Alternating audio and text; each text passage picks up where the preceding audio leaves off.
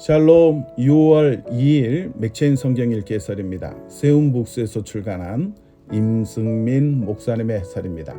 신명기 6장은 가나안 땅에서 율법을 힘써 지킬 것과 자녀들에게 가르칠 것을 말하죠. 모세가 과거를 되짚고 율법을 강조하는 이유는 가나안에 들어갈 이스라엘 백성들에게 하나님의 율법을 지키는 것이 얼마나 중요한지를 가르치기 위해서입니다. 지금까지는 훈련이었고 이제부터는 진짜입니다. 그래서 하나님을 힘써 사랑하라고 하죠. 또한 자녀들에게 이 율법을 제대로 가르치라고 합니다. 그것이 복된 인생을 사는 비결이기 때문이죠. 조심해야 할 것도 있습니다. 다른 신들, 주변에 있는 백성들의 신들을 따르지 않는 겁니다. 질투하시는 하나님은 다른 신을 섬기는 자기 백성을 꼭 징계하시죠. 하나님께서 율법을 주신 목적도 바르게 알아야 합니다. 다음과 같죠. 24절에 여호와께서 우리에게 이 모든 규례를 지키라 명령하셨으니 이는 우리가 우리 하나님 여호와를 경외하여 항상 복을 누리게 하기 위하심이며 또 여호와께서 우리를 오늘과 같이 살게 하려 하심이라. 율법은 제약이 아닙니다. 오히려 우리를 마음껏 뛰놀게 만드는 안전 울타리입니다. 시편 89편은 성실하시고 인자하신 하나님을 노래하죠. 시인이 가장 중요하게 여기는 건 하나님께서 다윗에게 하신 언약입니다. 이 언약은 은혜의 증거입니다. 3절과 4절에 주께서 이루시되 나는 내가 택한 자와 언약을 맺으며 내 종 다윗에게 맹세하기를 내가 내 자손을 영원히 견고히 하며 내 왕위를 대대로 세우리라 하셨나이다.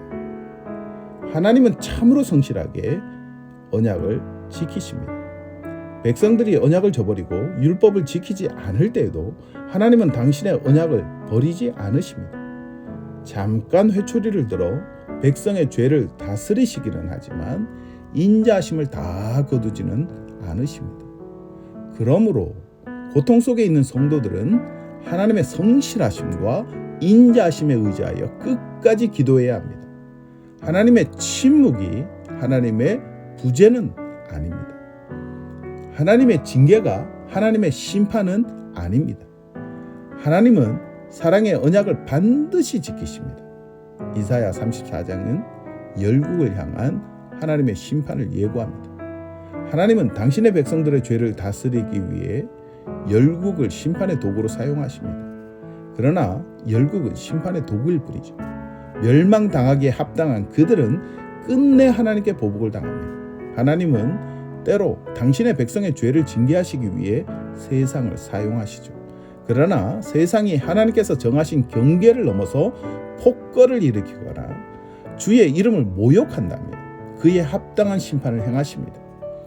하나님은 당신의 백성에게는 사랑으로 징계하시지만 세상은 심판하십니다. 그러므로 하나님의 백성은 심판당하는 세상을 보면서 두려워하기보다는 경고로 받고 돌이켜 회개해야 합니다. 요한계시록 4장은 천상의 예배를 묘사하죠. 이 땅은 복잡한 일들이 얽혀 있지만 하늘은 늘 선명합니다. 하나님의 영광을 예배하는 일만 있죠. 예수님은 요한을 인도해 하늘에서 벌어질 일들을 미리 보여주십니다. 거룩하신 하나님을 중심으로 천사와 24장로들이 경배를 드리죠. 앞장은 이 땅에 있는 7 교회가 분투하는 모습을 보여주었다면 본문은 분투를 끝낸 교회가 하나님께 경배를 드리는 모습을 보여줍니다.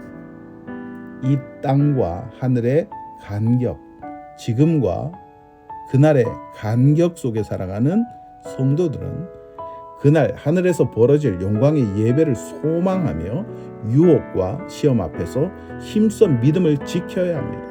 이것이 요한계시록이 기록된 목적 중 하나입니다.